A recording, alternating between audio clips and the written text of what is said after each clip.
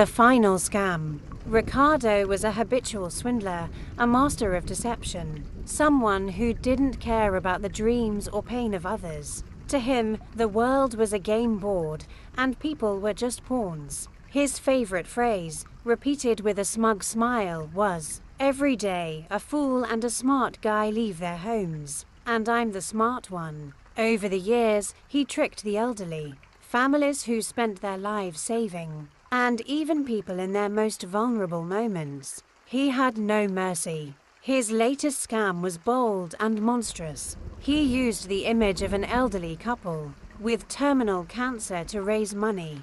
The internet mobilized. Donations poured in. Meanwhile, Ricardo spent the money on parties, drinks, and luxuries. But as in every story, fate loves to play with human greed. The phone call. One day, while resting in his rented mansion, Ricardo received an unexpected call. The voice on the other end was cold and meticulous. "Ricardo, this is the federal police. We know everything." A chill ran down his spine. The game seemed to be over. "Look, I can explain." "No need to explain," the officer interrupted. "I have a proposal. If you follow my instructions, we'll both end up very rich." Ricardo hesitated. He wasn't one to trust easily, but greed spoke louder.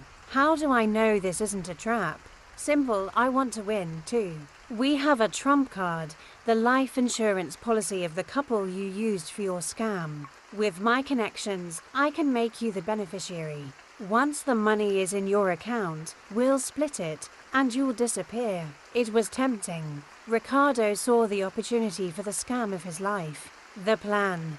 He followed the instructions. Everything happened as promised. The money appeared in his account. When he saw the amount, his eyes sparkled.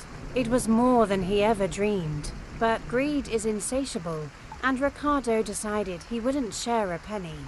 He withdrew all the money and began planning his escape. Then the phone rang again. "Ricardo, the plan went wrong. They're onto you. We need to act fast." Panicked, he asked, "What do I do?"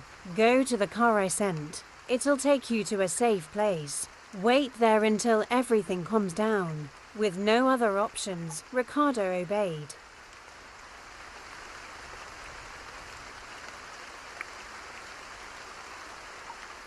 The mausoleum. The car took him to a cemetery far from the city. The driver, without saying a word, pointed to a large, luxurious mausoleum. "Get out and go inside. There's an underground bunker. It's safe. I'll come back for you." Ricardo entered. The place was cold, silent, and heavy. He descended a narrow staircase into a subterranean room. With the money by his side, he tried to call and confirm the next step, but there was no signal. Time passed and no one returned.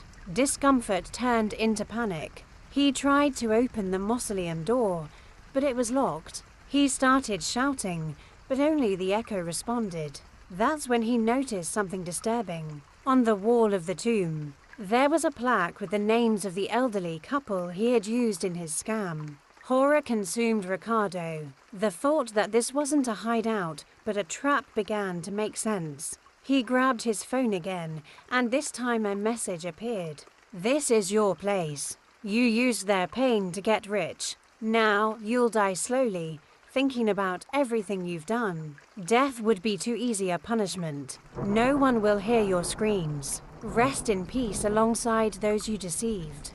The phone went dark. Silence returned. And for the first time in his life, Ricardo felt the weight of his own cruelty. As hours turned into days, and hunger and thirst began to consume his strength, he realized his greatest scam had been against himself. The mausoleum, cold and eternal, would be his final resting place.